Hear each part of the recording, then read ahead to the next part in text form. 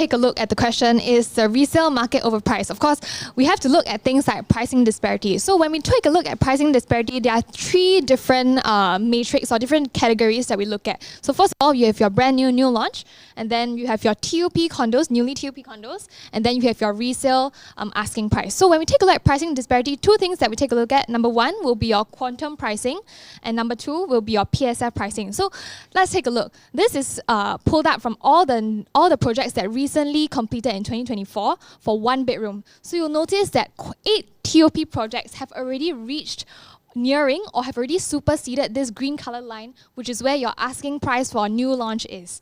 All right, so we see 2 bedrooms, 13 TOP projects, asking price are already very near or have already superseded the asking price for a new launch.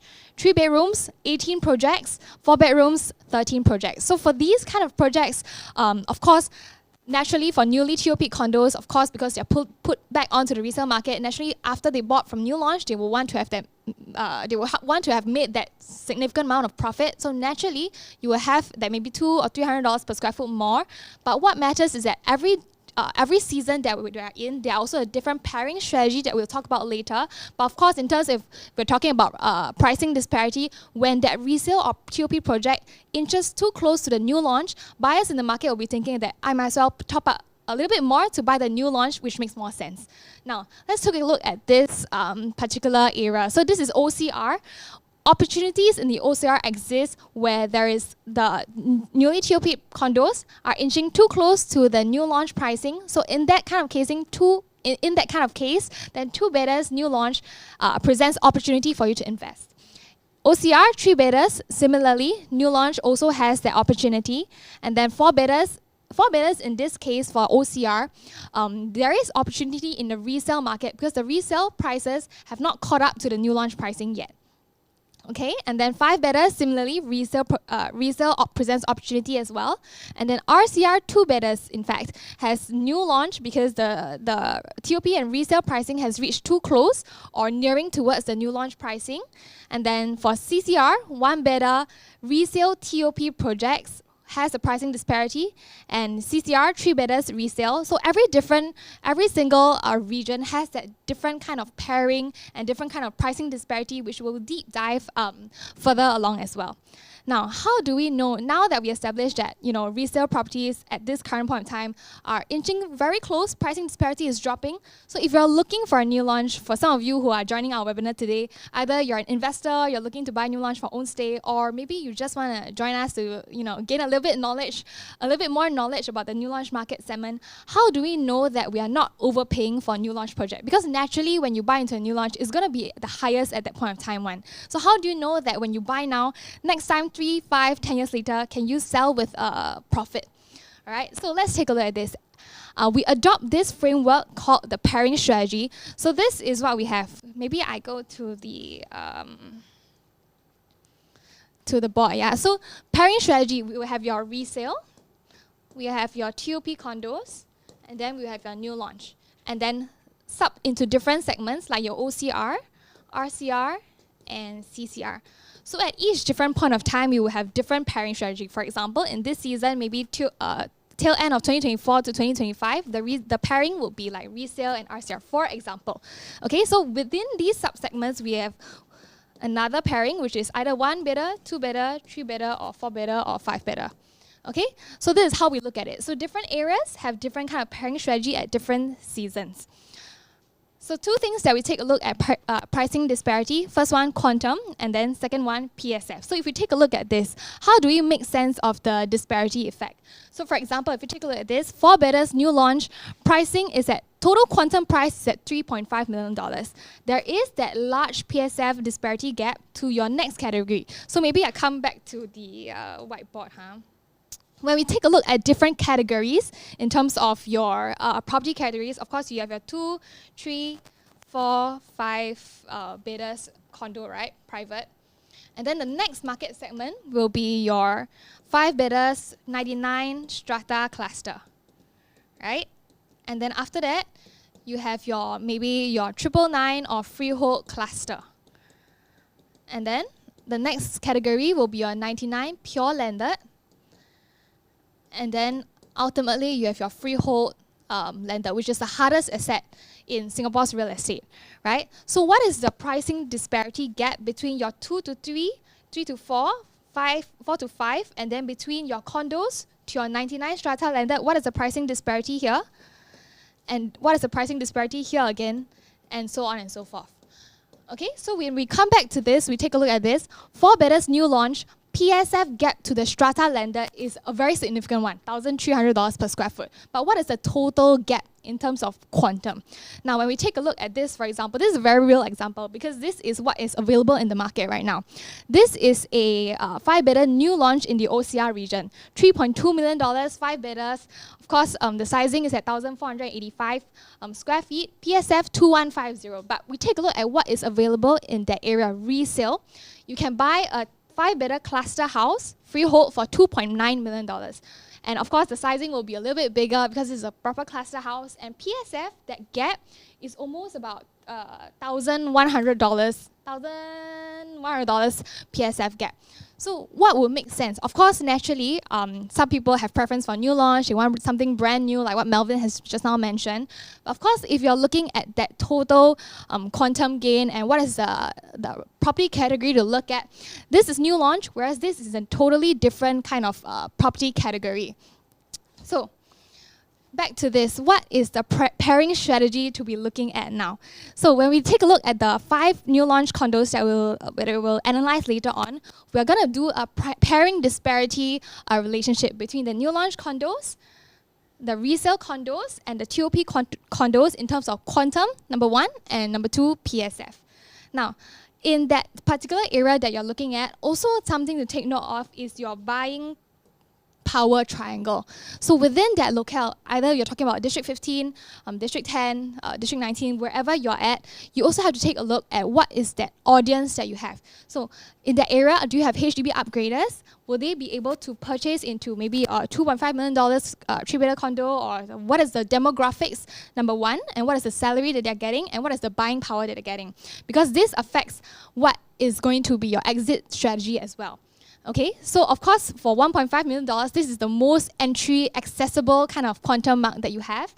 $1.5 million, probably for a new launch market, you can probably get a 2-bedders at the moment. $2 million, then it starts getting smaller, your buyer pool starts shrinking, and then of course, $4 million and above, it becomes even smaller. This is basically the allocation of global assets, whether it's in physical assets or financial assets. So globally, people like to store most of their funds. Of course, if you look at the largest chunk, you'll be in bonds, which are very stable in terms of interest rate returns and stuff like that. And of course, in real estate. Now, real estate is known to be like a inflation hedging kind of asset quality device, all right?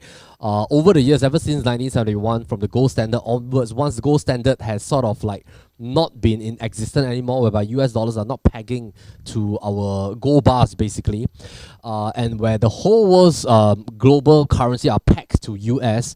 Basically what happens is that if you look at quantitative easing and quantitative tightening, in combination, people are very worried about their cash being deflated if they just leave it in the bank. And what happens is that real estate prices as a fundamental hedge, as long as it's in a country where there's a lot of different other factors, sound governance, good schools, I mean like government is strong, security is great, land is scarce, and of course there's like land control, you know, not to have too huge a supply at times and stuff like. And if let's say that country also has increasing population, all these factors are what we call macro factors that would then help the real estate in that particular country to become more and more valuable and precious. And of course, it then becomes a hedge against your cash deflating over time. This has always been the age-old thing that our parents have told us once you're born. Like they will say that, hey, the moment you can, buy your own property because your property will appreciate over time, whereby the cost of a plate of chicken rice is going to just become more and more expensive. And that is just because your dollar in the bank is deflating. Now, what happens now is that with 17th of September, the first rate cut of 50 basis point US, they have shaved off by 0.5% from 5.5 to 5. And of course, after the elections in November, what might happen is that in the next few Fed meetings, if we see more rate cuts, then a lot of times the rate cuts happens in conjunction with increase in money supply. So of course, if you look at this, equities follow money supply flow.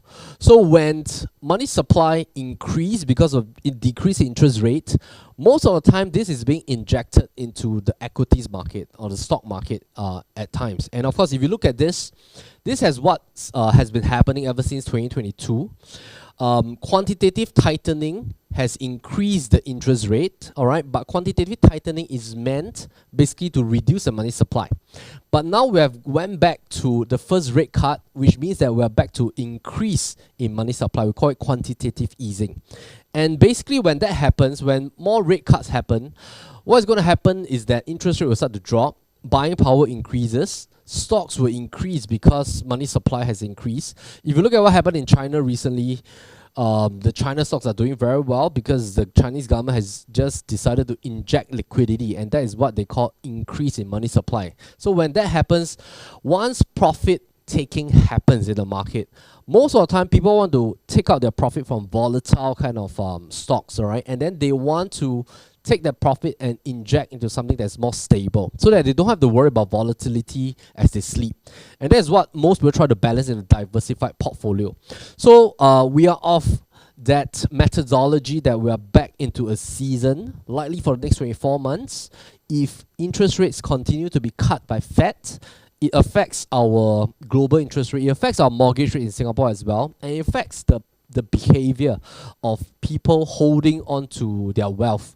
And people might tend to then shift their profit into a safe haven kind of objective, and that might then propel real estate for the next upcoming few quarters.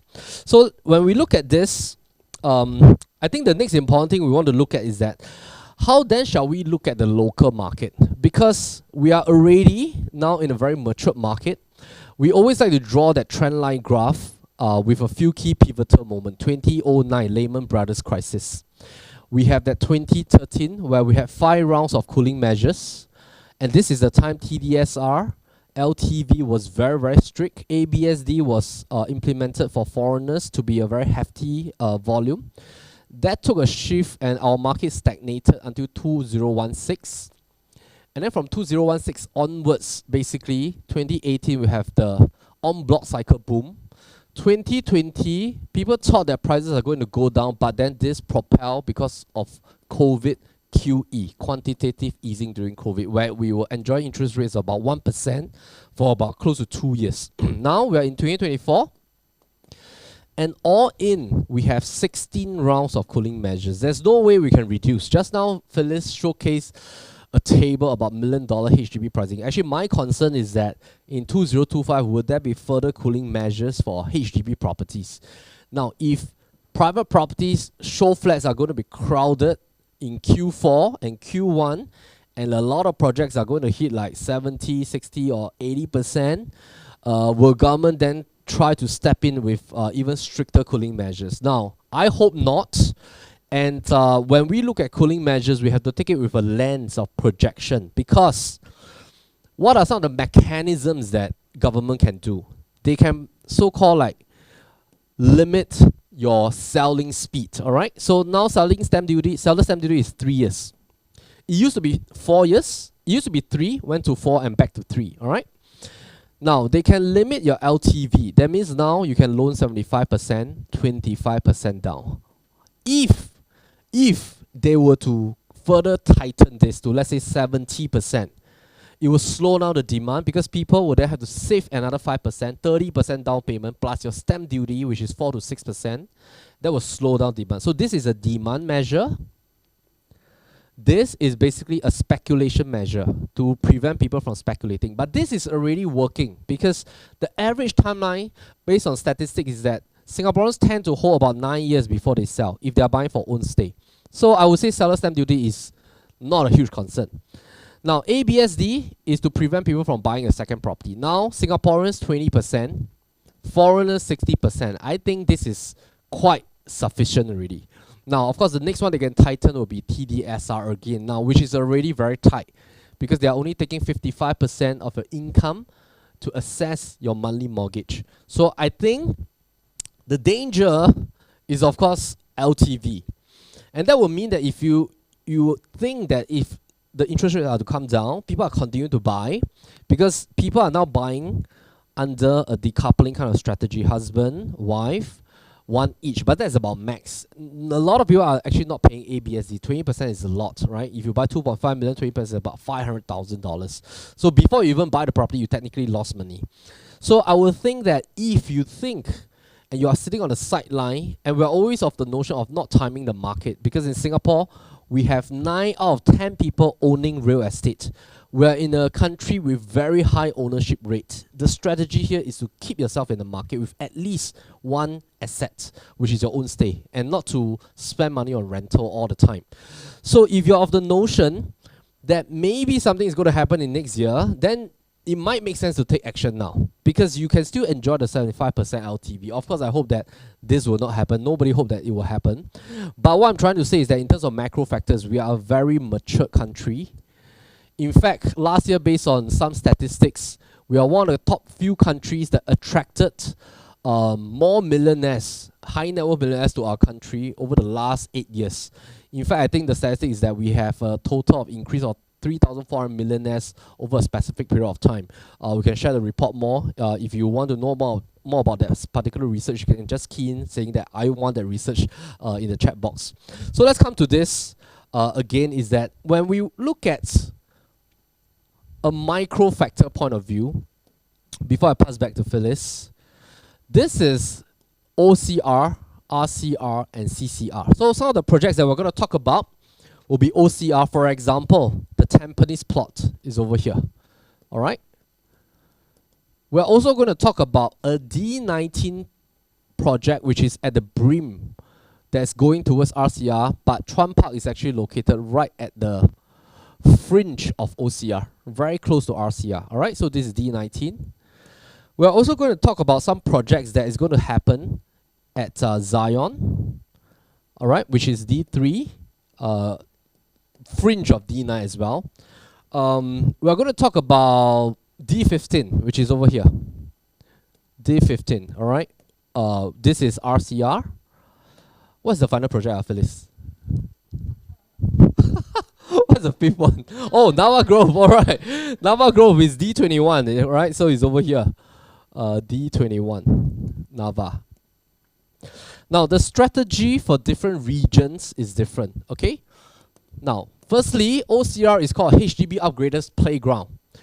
HDB upgrading families, they love to resume back to get a private property in OCR. And now OCR is actually doing very well over the last 5 years because of decentralization. If you notice, Jurong is like the second largest business district. You also have the North, which is happening with its own hospital and stuff like that. You have Tampines, which already have an upcoming hospital plot. You already have Punggol as the digital district. You already have basically like Simei also having its own hospital. If you notice, there's Sengkang as well, own hospital. And if you look at the recent announcement, a lot of the MRTs at OCR are going to have their own integrated development. And a lot of international schools has already been repositioned outwards. For example, the latest one, ACS, being repositioned to Tengah, right? So a lot of this decentralization by our government URA master plan is to make the OCR zone stronger, so that we are not like a typical usual country that everybody crowds around in the city center and make everything so expensive over here. So what is going to happen is that this is going to have its own set of like audiences, which are the HDB upgraders families. Usually they sell their HDB, MOP from BTO, they want to buy back there. RCR is considered like a old money playground.